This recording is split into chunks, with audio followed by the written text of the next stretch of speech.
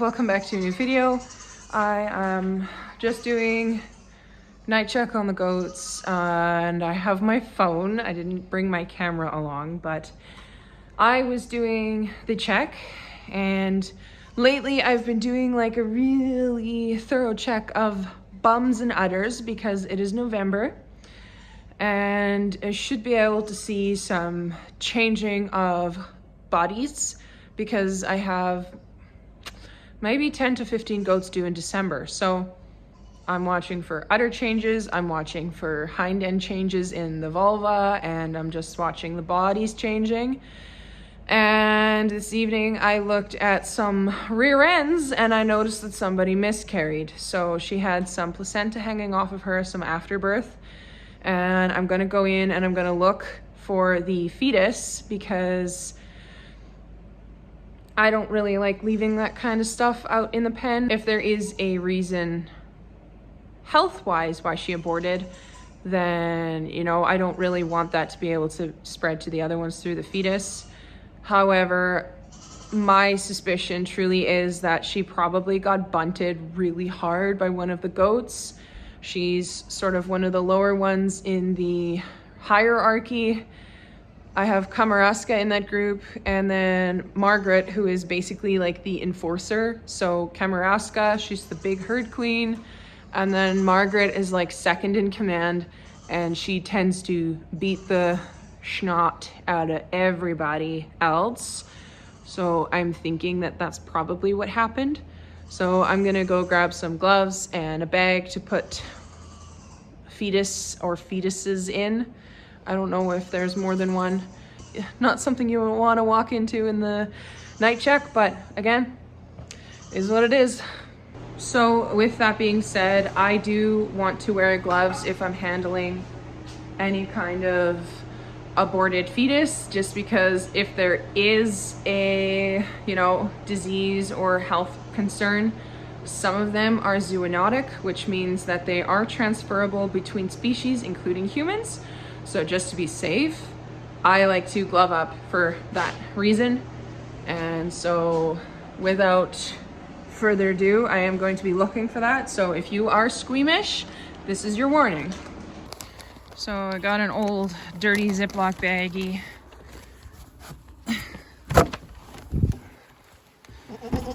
And I really apologize for the quality of the video. It's just on my phone, so I'll show you guys goatie that aborted. You can see this black one here.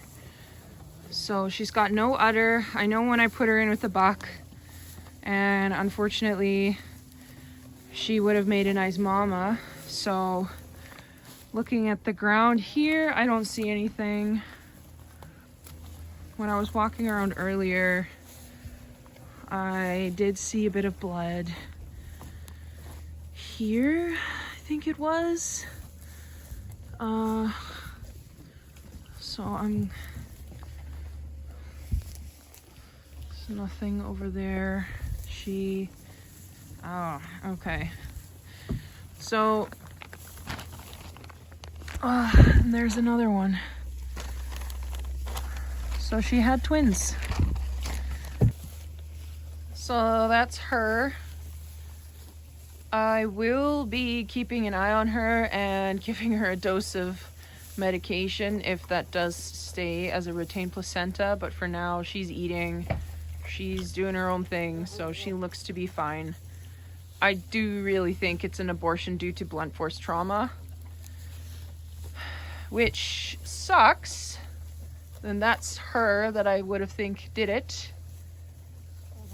So we'll see. Continue to monitor.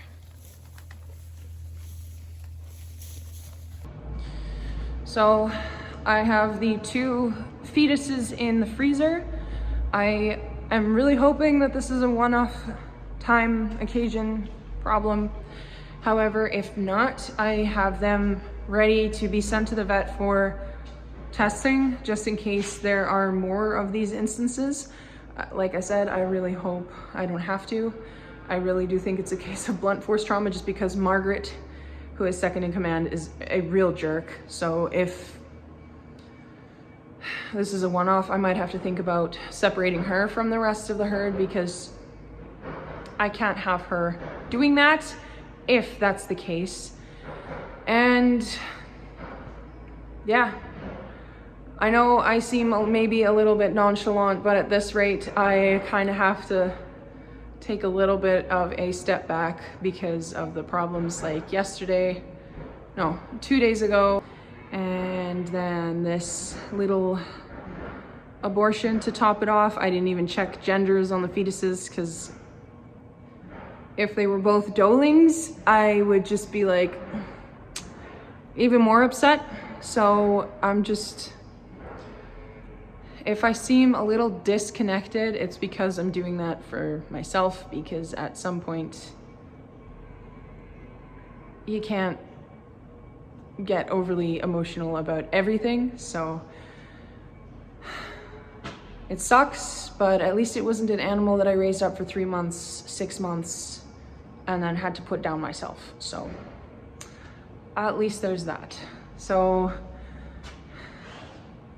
we're just gonna keep on keeping on. That's all you can do as a farmer. If you're having troubles, when it rains, it pours, and typically there's always a rainbow at the end of a storm. So we're just looking forward to the rainbow, which hopefully comes soon.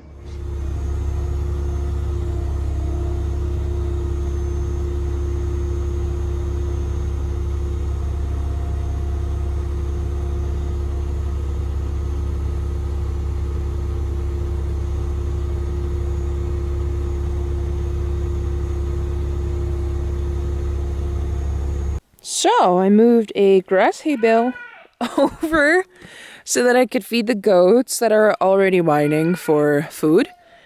And yeah, didn't have too much trouble.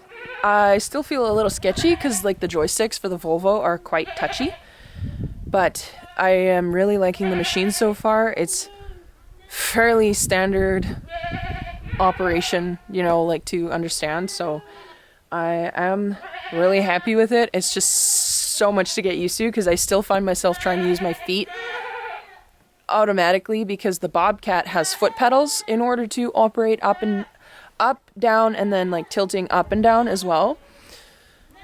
So it's just a little bit different, but I love it. It's a really, really lovely machine. So I said to you guys a couple videos ago that I would show you the progress that we made in the loft. It's all done now. So this is what it looks like. Completely new floor. We still got to work on the little slots in between pieces here, but I'm not sure when we will get to that. And the plan is to put straw up here for the winter so that it insulates the ceiling, which will create a warmer barn downstairs.